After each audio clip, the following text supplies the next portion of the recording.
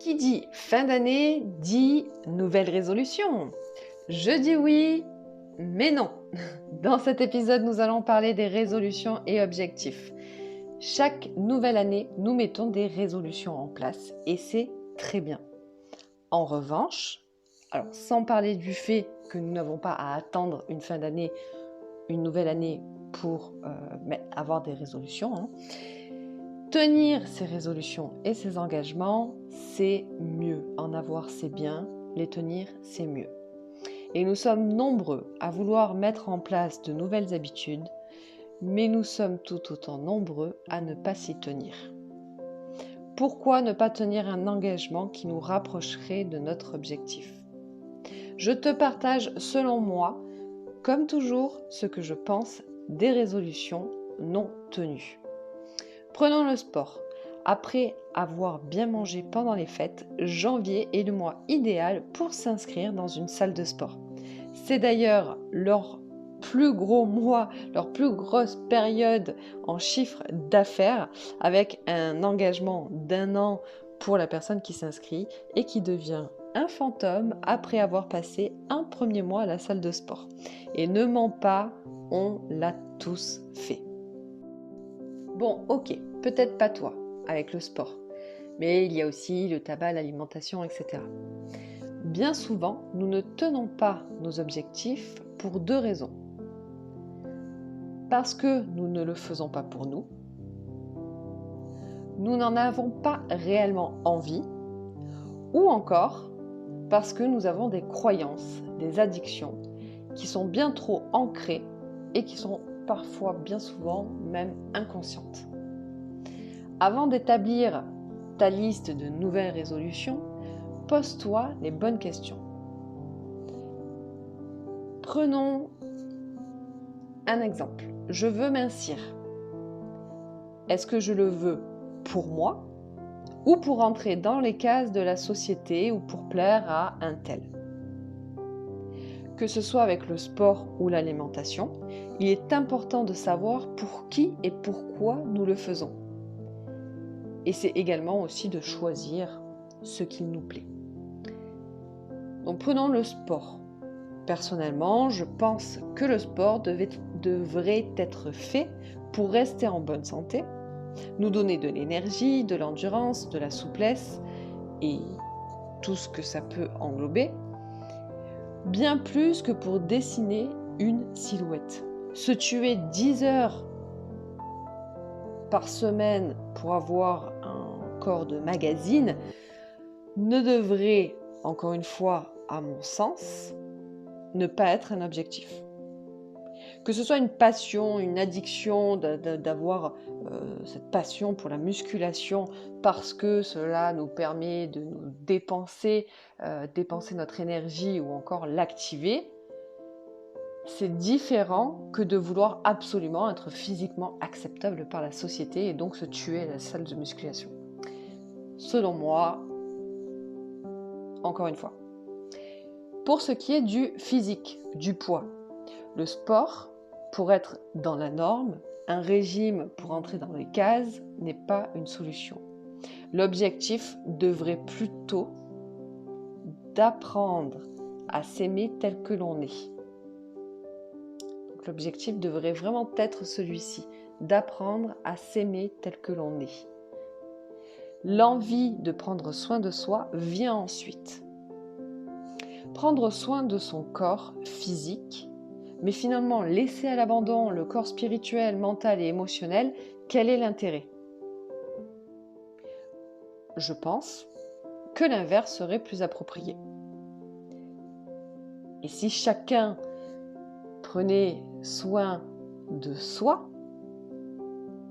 de son corps spirituel, mental et émotionnel, forcément après on irait sur le physique et on créerait quelque chose de beau. Donc je prends soin de moi, je tends à devenir une meilleure version de moi, j'élève ma conscience et alors je comprends naturellement l'importance de prendre soin de mon corps physique. Non pour l'autre, mais pour soi, pour sa santé, pour sa vitalité, pour son énergie. J'apprends aussi à manger plus sainement parce que quand on est plutôt dans le développement justement de ces corps spirituels, émotionnels, etc., on prend conscience de pas mal de choses et donc on apprend aussi à manger différemment parce qu'on comprend les bienfaits d'une énergie, par exemple sur l'alimentation vivante, l'énergie qui va nous être transmise comparée à des aliments modifiés ou morts. Donc c'est un cheminement inverse, mais qui pour moi est, je trouve très intéressant de le regarder différemment. Puis, quand on le fait pour l'autre, ce ne sera jamais assez bien. Personnellement, j'ai couru après les régimes une bonne partie de ma vie.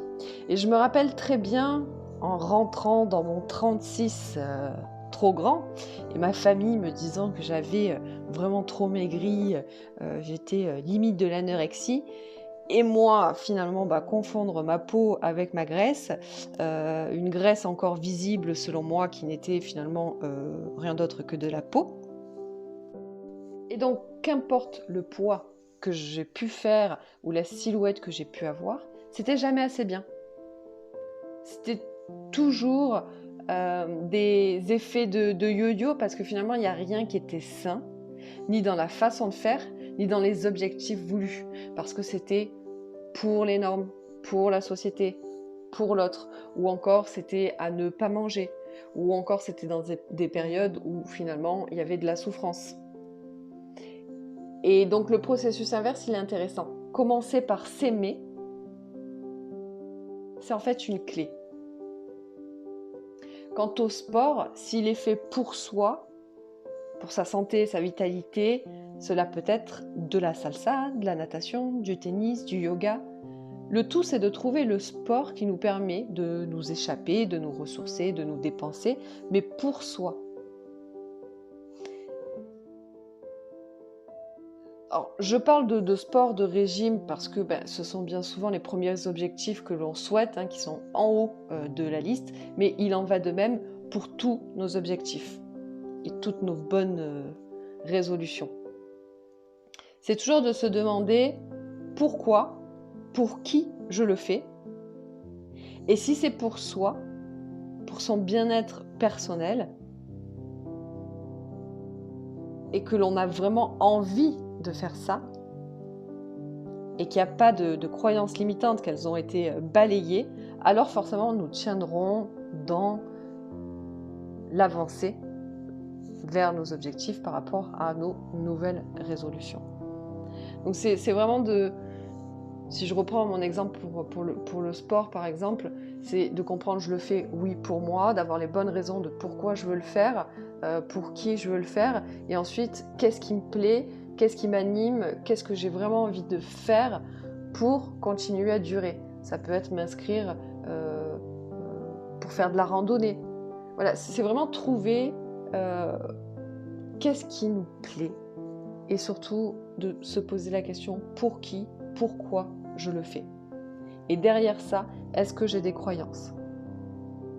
Si je pense que le sport c'est dur, ça fait mal, etc., forcément je crée des croyances limitantes qui vont m'empêcher d'y aller. Si maintenant j'enlève ces croyances et qu'en plus je trouve quelque chose qui me plaît, comme par exemple de la randonnée, de la marche active, de la marche rapide, il me semble. Voilà, on va donc prendre plaisir et donc on va le faire. Donc avant de commencer quelque chose et de ne pas le tenir, demande-toi, pose-toi les bonnes questions. Je te souhaite une merveilleuse nouvelle année. Prends soin de toi.